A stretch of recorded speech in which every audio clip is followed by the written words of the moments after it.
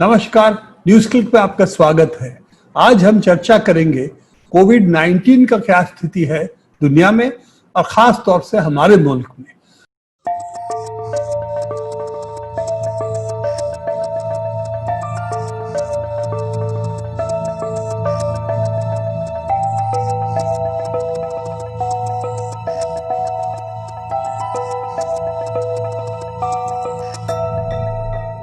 हम अगर देखें तो इस वक्त दुनिया में जितने संख्या है केसेस की और रैंकिंग्स देखे देशों की, तो हम देखेंगे हमारी हालत काफी खराब है, नाजुक है इस वक्त।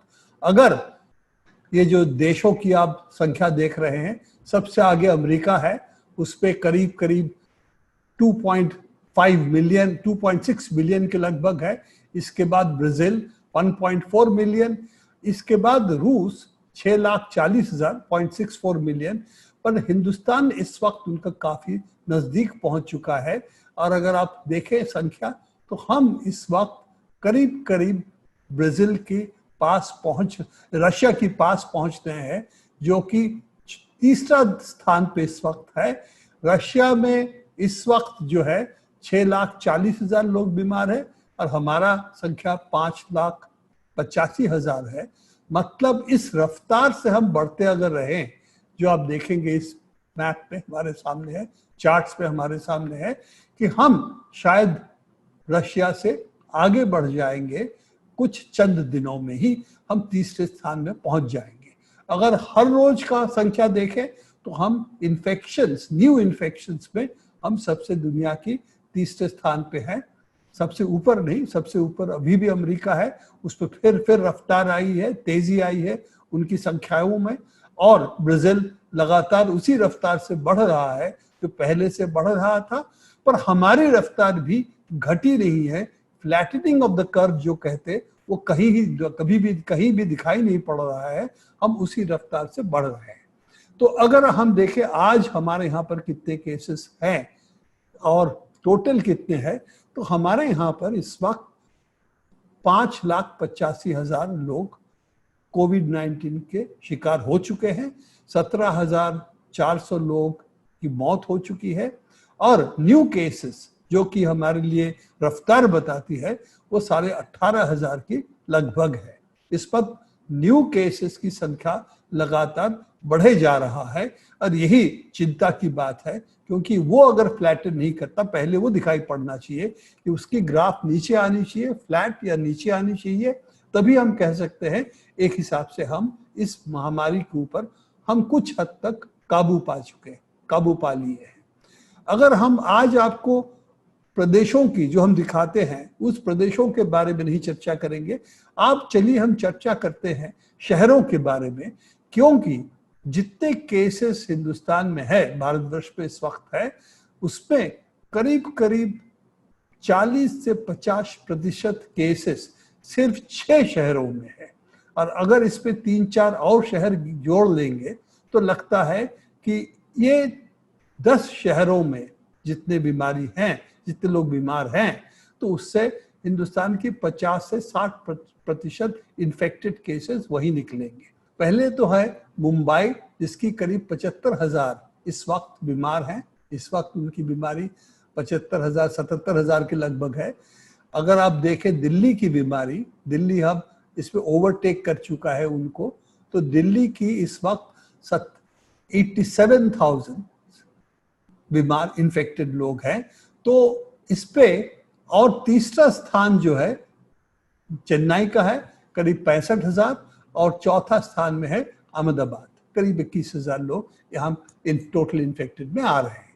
तो ये 4 शहरों को अगर जोड़े, और उसके साथ हैदराबाद भी है, कलकत्ता भी है, पर इन 4 शहरों को जोड़े तो करीब करीब 40% से 45% बीमार इन्फेक्टेड लोग हिंदुस्तान के इस वक्त जितने हैं वही इन 4 शहरों में मिलेंगे। पर इससे भी सच्चाई जो है इससे भी थोड़ी आगे है, क्योंकि यहाँ पर अगर हम देखें तो मुंबई शहर के साथ हमें थाने को जोड़ना चाहिए। थाने जो कि वो अर्बन एरिया के हिसाब से मुंबई से लगा हुआ है, वहां भी करीब 33,000 लोग बीमार हैं। तो इसका मतलब मुंबई और थाने को मिलाकर सो ग्रेटर मुंबई एक हिसाब से आप कह सकते हैं, तो वहां 1 लाख से ऊपर लोग बीमार हैं। दिल्ली की वही हालत है। दिल्ली की फिगर जो है आप इस वक्त देखेंगे करीब 87,000 पहुंच चुका है। इसके साथ हमें जोड़ना चाहिए नोएडा को, जो कि गौतम बुद्ध नगर है, गाजियाबाद को, पर इससे ज्यादा गुरुगांव और फरीदाबाद में को जोड़ना चाहिए, क्योंकि वहां पर संख्या काफी ऊपर है। इनको अगर सब जोड़े तो दिल्ली की फिगर भी यहाँ 1 लाख के आसपास पहुंच जाएगा। मतलब सिर्फ 2 शहर में हमारा करीब करीब 2 लाख इस वक्त टोटल इन्फेक्टेड है। और उसके साथ साथ अगर चेन्नई को जोड़े तो चेन्नई में करीब आप देखेंगे करीब 60,000 के लगभग है, 58,000 कुछ 100 है वहां पर। इसका मतलब इन 3 शहर को अगर जो जोड़े तो आप 2,60,000 लोग बीमार हैं। तो 40 to 45% से 3 शहर में है। अहमदाबाद जोड़े और चंद और शहर को जोड़ ले तो आप देखेंगे 50% के ऊपर सिर्फ 6 शहरों से पहुंच जाएगा। इसका मतलब इस वक्त इसका जो तेजी है, बीमारी की जो फैलाव है, वो सबसे ज्यादा शहरी इलाके में है। और इसमें भी जो खास कुछ चंद शहरों में ये बीमारी काफी फैला हुआ है, और उसको अगर हम कंट्रोल कर सकते हैं तो हम बीमारी पे काबू पा लेंगे। पर इस वक्त हमें नजर नहीं आ रहा है कि इन शहरों में उस तरह से कंट्रोल है। मुंबई की कर्व थोड़ी सी फ्लैट है, सही है, पर थाने काफी तेजी से बढ़ा है। इसीलिए सबको मिला के अगर हम देखें तो चित्र इतना साफ नहीं है कि हम इस बीमारी पे इस वक्त किसी भी शहर में काबू पा लिए हैं। और इसके साथ साथ कुछ शहरों में जैसे हैदराबाद है, काफी तेजी से बढ़ोतरी दिख रही है। पर हैदराबाद के साथ एक प्रॉब्लम जो हमारी रही है वो तेलंगाना स्टेट के साथ रही है कि वहां पर टेस्टिंग की फिगर्स बहुत कम है, और टेस्टिंग जानबूझ के लगता है कम किया जा रहा है फिगर्स को छुपाने के लिए। थोड़ी सी जब तेजी आई तेलंगाना में, क्योंकि टेस्टिंग कोर्ट के कहने पे उन्होंने बढ़ाया, हैदराबाद में भी थोड़ी सी टेस्टिंग बढ़ी, तो काफी तेजी से संख्या आगे बढ़ी। उसके साथ साथ तुरंत उन्होंने फिर टेस्टिंग कम कर दी, कह के बहुत ज्यादा लोग दिखने को मिल रहा है जो बीमार पड़ रहे हैं, इसीलिए हमने टेस्टिंग कर ली है। और वही रट वो लगातार देते जा रहे हैं कि यहाँ पर हम आईसीएमआर के गाइडलाइंस के मुताबिक कर रहे हैं। आईसीएमआर की एक ब्रॉड गाइडलाइन है, उससे ये चीज निकल के नहीं आती कि आपको कितना टेस्ट करना चाहिए। शुक्र है कि दिल्ली में इस वक्त टेस्टिंग बढ़ा है, मुंबई में टेस्टिंग बढ़ा है, और इसके साथ साथ हमें उम्मीद ये है कि अगर हम इस तरह से टेस्टिंग बढ़ा के लोकलाइज कर सकते हैं कहाँ कहाँ पर बीमारी है, कहाँ कहाँ पर ये फैलाव हो रहा है, तो उसको जिसको कहते हैं ट्रेस ट्रीट, सिर्फ टेस्ट नहीं, टेस्ट के बाद ट्रैक और ट्रीट, ये अगर हम कर पाते हैं तो शायद हम केरला जैसे आप इस बीमारी पे कंट्रोल पा लिया है, उस तरह हम दूसरे जगहों पे पा सकते हैं। पर मूल चीज आज की हम जो बात आपसे कहना चाहेंगे यह है कि कुछ शहरों पे हमें नजर रखना पड़ेगा जहां काफी तेजी से ये बीमारी की फैलाव देखने को मिल रहा है। चलिए और एक बात हम करना चाहेंगे इस वक्त, वो है गिलियड की जो रेमडेसिविर दवाई है, इसके ऊपर आप जानते हैं कि रेमडेसिविर दवाई एक ऐसी दवाई है, दवाई और वैक्सीन अलग अलग चीज है। दवाई से आप बीमार अगर आप हैं तो दवाई लेने से आप इससे रिकवर कर सकते हैं, आप इससे बीमारी से आप मुक्त हो पाते हैं। तो ये वैक्सीन प्रिवेंटिव है, जबकि दवाई आपको बीमारी से मुक्त करता है। तो अलग अलग दोनों का जगह है।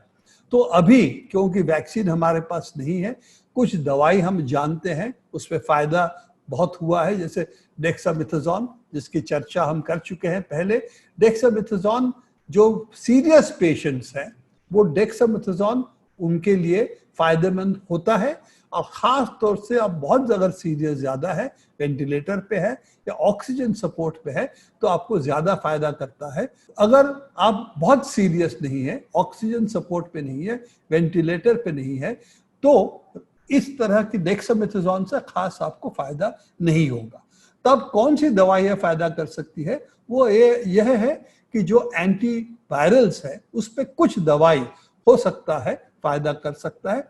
उसमें सबसे अभी तक जो आपके डबल ब्लाइंड ट्रायल जिसे कहते हैं, उस तरह की ड्रग ट्रायल से रेमडेसिविर के बारे में कहा गया है कि 15 दिन की जगह पे आपकी हॉस्पिटल स्टे 11 दिन हो सकती है, बशर्ते आप तुरंत, बीमारी जब भी आपके पास साफ हो जाएगा, आप बीमार हैं, तो बहुत तुरंत अगर आप दवाई लेते हैं तो आपका हॉस्पिटल स्टे वगैरह कम हो सकता है। तो रेमडेसिविर इस वक्त एक ऐसी दवाई है जो आपकी कोविड-19 बीमारी को थोड़ा कम कर सकता है। तो ये इसीलिए इसकी इस वक्त अहमियत है, क्योंकि और कोई ऐसी दवाई हमें नजर नहीं आया। अभी रिटर्नबार, लोपिनबार जो आपकी एंटीवायरल्स थे, एंटी एड्स ड्रग्स थे, जो रिपर्पस करने की कोशिश की, कामयाब नहीं हुई। उसके साथ साथ आप जानते ही हैं हाइड्रोक्लोरोक्विन की काफी चर्चा हो चुकी है, वो भी कामयाब नहीं हुआ। तो अभी कामयाबी जो अभी तक हासिल कर पाया है कुछ हद तक, वो है रेमडेसिविर। तो इसकी दाम क्या होगा, ये मुख्य सवाल है। तो चलिए देखते हैं अमेरिका में इसका क्या दाम होने जा रहा है, और इसके बाद देखते हैं हमारे यहाँ पर इस पे कितना दाम होने जा रहा है। गिलियड का भी कहना है कि 5 दिन की इंजेक्शंस के लिए वो $3000 वो चार्ज करेंगे। हर इन्फेक्टेड केसेस जो है उनको $3000 चार्ज करेंगे अगर आप इंश्योरेंस के जरिए आते हैं। जो अमेरिका में आप जानते हैं ज्यादातर लोग इंश्योरेंस के जरिए वहां पहुंचते हैं। तो ये $3000 का कीमत कैसे तय किया? तो उनका ये कहना है कि अगर आप ठीक हो जाते हैं तो जितना आपका बिल, अगर आप ठीक नहीं होते आपको 15 दिन रहना पड़ता, अगर आप 11 दिन में ठीक हो जाते हैं, इसका मतलब 4 दिन का आपका हॉस्पिटल बिल कम हो गया, तो वो करीब $10-12 होता। तो इसीलिए हम $3000 ले रहे हैं। तो ये ड्रग प्राइसिंग इस पर नहीं डिपेंड कर रहा है कि उसका कीमत क्या होना चाहिए, खर्चा क्या था, और उसको सचमुच उस खर्चे को हम वाजिब दाम में अब उसको खरीदें, ताकि आपको भी, जो बनाते हैं उनको भी फायदा हो, और जो बीमार है उसका कम से कम अफोर्डेबिलिटी के तरह तो आए, ताकि वो खरीद पाए। नहीं खरीद पाएगा, इतना पैसा नहीं होगा, इंश्योरेंस नहीं होगा, तो इसका मतलब दवाई नहीं इस्तेमाल कर सकता। तो ये जो चीज है, इस पे ये बात निकल के आई है कि गिलियड की ये दाम, बनाने की जो दाम है, ये 5 आपके इंजेक्शंस बनाने का दाम करीब $10 है। मतलब $10 की दवाई वो $3000 में बेचना चाहते हैं, ये कह के कि आपका अगर जरूरत है, आपको जितना फायदा होगा उसका कट हमें एक मिलनी चाहिए। तो इसका मतलब उस लॉजिक को हम स्वीकार करें तो सबसे ज्यादा महंगा होना चाहिए पानी, क्योंकि वो सबको जिंदगी देता है, और सबसे कम दाम होना चाहिए सोने की, क्योंकि उस पर कोई फायदा नहीं होता है। तो दुनिया में इस तरह से कोई प्राइसिंग नहीं होता। तो गिलियड एक अनोखा प्राइसिंग मॉडल हमारे सामने इसीलिए लाया है कि वो ये कहना चाहते हैं कि हम इस वक्त मोनोपोलिस्ट हैं और कोई इस दवाई को बना नहीं सकता, हमारा पेटेंट है, इस पेटेंट के तहत हम जो भी चार्ज करेंगे लोगों को मानना पड़ेगा। और अमेरिका में वो ऑलरेडी उनकी जो हेल्थ की हमारे इक्विवेलेंट जिसको मिनिस्टर हम कहेंगे, वो सेक्रेटरी ऑफ हेल्थ है, वो कह चुके हैं कि ये दवाई जो है उसकी इंसेंटिव देनी चाहिए, इसीलिए दवाई पर कोई रोकथाम नहीं होनी चाहिए दवाई के दाम पे। और जो इंश्योरेंस कंपनीज है वो भी नेगोशिएट नहीं कर सकती है इस दाम के लिए। जो गिलियड कहेगा, जो ड्रग कंपनी कहेगा, उसी दाम को मान लेना पड़ेगा, बार्गेनिंग नहीं कर सकता। वो भी उनकी वहां पर उनके पार्लियामेंट, सेनेट और कांग्रेस जो कहते हैं उसमें ये सब स्वीकृत हो चुकी है। तो ये चीज अगर देखें तो आइए हिंदुस्तान पे एक नजर डालते हैं, हमारी क्या हालत है। इस वक्त गिलियड ने कुछ कंपनियों को इस लाइसेंस दिया है कि आप हमारी दवाई बना सकते हैं। उसका दाम करीब $600, मतलब करीब 31,000 रुपया हमारा हिंदुस्तान में उसका दाम होगा। 400 से $600 के बीच, तो करीब 30 से 40 हजार के बीच शायद इसका दाम होगा। अभी तक फाइनल प्राइस के ऊपर बहस चल रही है, तो कुछ 25, कुछ 30, कुछ 32,000 इसकी बात हो रही है। पर पूरा कोर्स 5 इंजेक्शन कोर्स के लिए जो दाम होगा उसका अगर हम एक्चुअल कॉस्ट देखें तो मैक्सिमम होगा $10 के हिसाब से 750 रुपया। तो 750 रुपया की दवाई 30,000 में बेचने की बात इस वक्त हमारे यहाँ भी हो रही है। क्यों? क्योंकि गिलियड के इस पे पेटेंट है और गिलियड जो इंटरमीडिएट जिसको एपीआई कहते हैं, जो एक्टिव फार्मास्यूटिकल इंग्रेडिएंट कहते हैं, उसको इन कंपनियों को बेचेगा और इन कंपनी कैप्सूल में या आपका एम्पूल में भर के इंजेक्टेबल बना के हमको देगा। तो ये सिर्फ जो यहाँ की कंपनी जो करेगी उसकी एक्चुअल दवाई को लेके उसको एम्पूल में भर के, फाइल में भर के इंजेक्टेबल बनाने के अलावा उसके पास और कोई काम होगा नहीं। तो यही चीज, वही एक्टिव फार्मास्यूटिकल इंग्रेडिएंट जो है, इसको अगर हम यहाँ तैयार करें, बनाएं, तो हमारी कीमत जो है, इस पे लोगों ने कहा है ये 100 रुपया, 200 रुपया, 300 रुपया से ज्यादा नहीं होना चाहिए। मान लीजिए 500 रुपया, 600 रुपया तक मान लेते हैं इसका कीमत है, इससे ज्यादा नहीं होना चाहिए। तो वाजिब दाम इसके कतई 30,000 नहीं हो सकती है। क्यों है? क्योंकि गिलियड की पेटेंट है और सरकार इस पेटेंट को कंपल्सरी लाइसेंसिंग के तहत नहीं लाना चाहती है, क्योंकि अगर ये लाएंगे तो अमेरिका की धमकी मिलेगी। अमेरिका पहले भी धमकी हमें दे चुका है, हर साल धमकी देता है कंपल्सरी लाइसेंसिंग मत करना कोई भी दवाई की। अगर कंपल्सरी लाइसेंसिंग करेंगे तो हम आप पर सैंक्शंस डालेंगे। 2012 में हमने ऐसी एक दवाई, कैंसर की दवाई को हमने सैंक्शन कंपल्सरी लाइसेंसिंग किया था। वो $65,000 में बेची जा रही थी और उसका जो कंपनी है उन्होंने कहा था ये हिंदुस्तानियों के लिए हमने नहीं बनाया था, ये तो बनाया था उन देशों के लिए जहां पर लोगों के खरीदने की शक्ति है। मतलब गरीब लोग मरे, ये इससे कोई हर्ज नहीं है, पर उनकी वाजिब दाम मिलनी चाहिए उनके हिसाब से। तो यही बात यहाँ पे आ रहा है। कोविड-19 महामारी है, इस वक्त WTO के ट्रेड रूल्स हो, हमारे पेटेंट एक्ट हो, दोनों के तहत हम इनके कंपल्सरी लाइसेंसिंग इन दवाइयों कर सकते हैं, हमारी पूरी अधिकार है। क्यों नहीं कर रहे हैं ये सरकार ये सवाल जरूर सरकार से करनी चाहिए।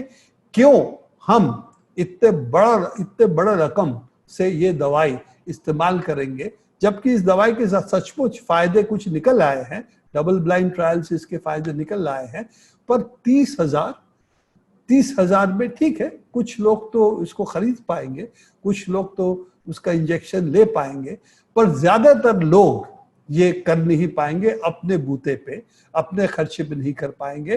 तो ये तो सरकार सब्सिडाइज करे, मतलब सरकार बहुत बड़े पैमाने पे ट्रांसफर करेगी देश की पैसा गिलियड को, ये निकल के आता है। नहीं तो आम जनता के पास इस दवाई को एक्सेस करने की कोई क्षमता नहीं होगी। तो हमारा फौरी काम यह है कि इस दवाई को कंपल्सरी लाइसेंसिंग करे और यही मांग देश की हर कोने से उठनी चाहिए। अगर सचमुच इस दवाई का फायदा है जो आप मानते हैं, इसीलिए आपने इस दवाई को सैंक्शन किया है इस्तेमाल करने के लिए, आपके तरफ से सहमति है इस बात पे, तब इसको वाजिब दाम में, सस्ते दाम में प्राप्त कराना ये सरकार की जिम्मेदारी है। और सरकार की जिम्मेदारी पूरे करने के लिए हमारी पूरी ड्रग इंडस्ट्री काफी मजबूत है और आसानी से कर सकती है, बशर्ते इसकी इजाजत सरकार की तरफ से मिले कि इसको कंपल्सरी लाइसेंसिंग किया जाए। आज के लिए इतना ही। देखते रहिएगा न्यूज़ क्लिक।